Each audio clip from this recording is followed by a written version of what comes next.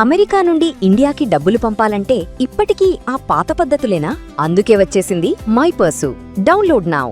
కేంద్ర మంత్రివర్గంలో భారీ మార్పులు జరగబోతున్నట్టుగా సమాచారం.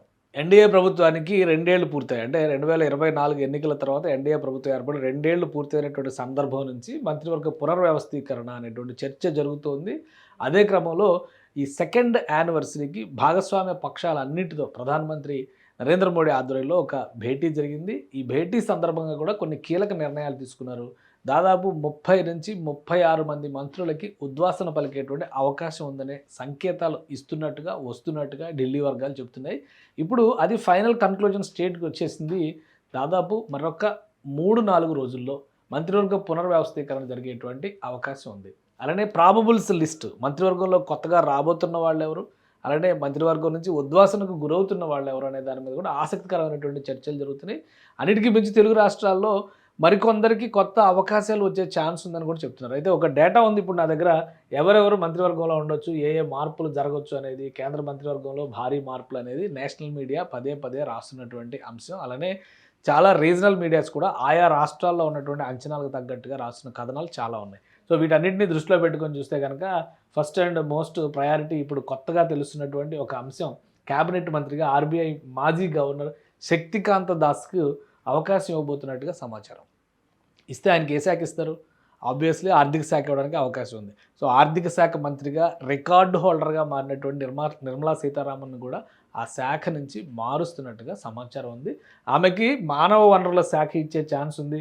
శక్తికాంత్ దాస్ ఇందులోకి వస్తే, అంటే క్యాబినెట్లోకి వస్తే నిర్మలా సీతారామన్కి రీషఫ్లింగ్ జరిగేటువంటి అవకాశం ఉంది. అలాగే నితీష్ కుమార్కి కన్ఫర్మ్డ్ బెర్త్, అది కూడా వ్యవసాయ శాఖ ఇస్తారని, ఆయన రైల్వే శాఖ అడుగుతున్నారని ఇలాంటి చర్చలన్నీ కూడా జరుగుతున్నాయి. బట్ క్యాబినెట్లోకి రావడం మాత్రం ఖాయం. అందుకనే ఆయన బీహార్ ముఖ్యమంత్రి స్థానం నుంచి రాజ్యసభ సభ్యుడిగా కేంద్ర రాజకీయాల్లోకి మళ్ళీ తీసుకొచ్చారు. సో తర్వాత నిర్మలా సీతారామన్ శాఖ మారిపోతుంది. శివసేన ఎంపీ శ్రీకాంత్ షిండేకి క్యాబినెట్లో స్థానం ఇచ్చేటువంటి అవకాశం ఉంది. ఇందులో కొన్ని, ఇది ఏఐ జనరేటెడ్ టెక్స్ట్ కాబట్టి కొన్ని తెలుగు మిస్టేక్స్ ఉంటాయి, ఇంకా పర్ఫెక్ట్ కాలేదు. సో ఈ తప్పుల్ని కొంచెం అలా చూసి చూడట్టుగా వదిలేయాలి.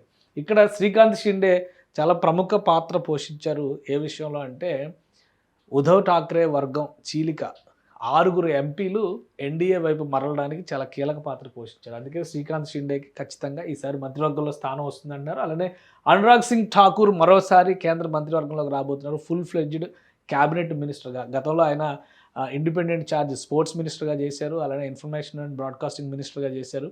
ఈ మధ్య 2024 ఎన్నికల తర్వాత వచ్చినటువంటి క్యాబినెట్లో ఈ 2 ఏళ్లలో ఆయన క్యాబినెట్లో చోటు దక్కలేదు. సో ఇప్పుడు ఆయన తీసుకొచ్చేటువంటి అవకాశం ఉంది. అలానే మేరట్ ఎంపీ అరుణ్ గోవిల్ అంటే మనకు తెలుసు రామాయణంలో రాముడు, ఆయన మేరట్ నుంచి ఎంపీగా ఎలక్ట్ అయి ఉన్నాడు. సో ఆయనకి కూడా ఛాన్స్ ఇచ్చే అవకాశం ఉందని చెప్పని సమాచారం వస్తుంది. ఇక ఆమ్ ఆద్మీ పార్టీ నుంచి చీలిక రూపంలో వచ్చినటువంటి నాయకులు రాఘవ్ చద్దా కానీ అశోక్ మిట్టల్ కానీ, వీళ్ళిద్దరిలో ఎవరికో ఒకరికి మంత్రివర్గంలో బెర్త్ దక్కేటువంటి అవకాశం ఉంది. ఇక రత్నదీప్ బిట్టు, తరుణ్ చుక్కి కూడా క్యాబినెట్లో స్థానం దక్కే అవకాశం ఉంది. ఖజురహో ఎంపీ విష్ణుదత్త శర్మకి అవకాశం ఇస్తారు. బీహార్ ఎంపీ జనార్దన్ సింగ్ సింగ్రీ వాళ్ళకి కూడా అవకాశం ఇస్తారు. ఇక క్యాబినెట్ నుంచి ఉద్వాసనకు గురయ్యే వాళ్ళ లిస్టు కూడా ఒకటి కనిపిస్తుంది. ఎక్కువ ఉత్తరాది పేర్లే ఉన్నాయి. అంటే తెలుగు రాష్ట్రాల్లో ఎవరిని తీసేయట్లేదా అంటే అది మనం వేరేగా డిస్కస్ చేయాల్సినటువంటి అంశం. ఇక్కడ ధర్మేంద్ర ప్రధానంగా నీట్ పరీక్ష 2 సార్లు రాద్ధాంతం కావడానికి కారణం మానవ వనరుల శాఖ, అంటే విద్యాశాఖ మంత్రిగా ఆయన ఉన్నారు.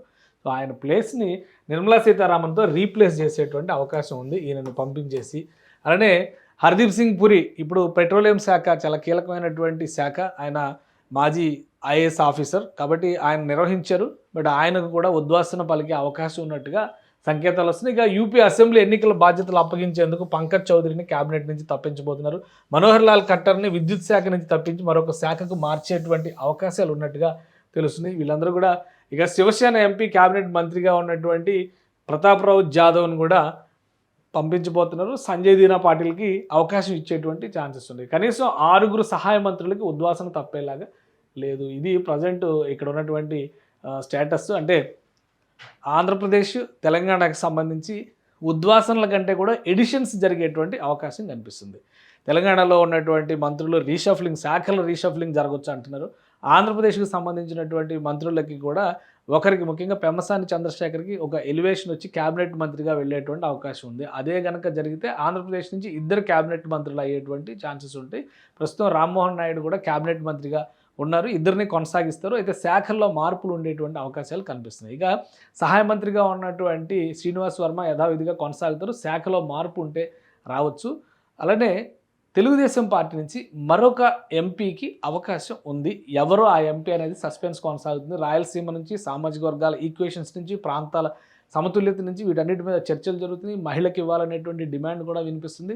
వాటి నుంచి ఎవరిని కన్క్లూడ్ చేస్తారని ఇంకా క్లారిటీ లేదు. అలానే జనసేన పార్టీ నుంచి కూడా ఒకరికి మంత్రివర్గంలో చోటు దక్కేటువంటి అవకాశం ఉంది. సో ఈ మార్పులు చేర్పులు అన్నిటికీ సంబంధించి మ్యాక్సిమం 3 నుంచి 4 రోజులు మాత్రమే అవకాశం ఉంది.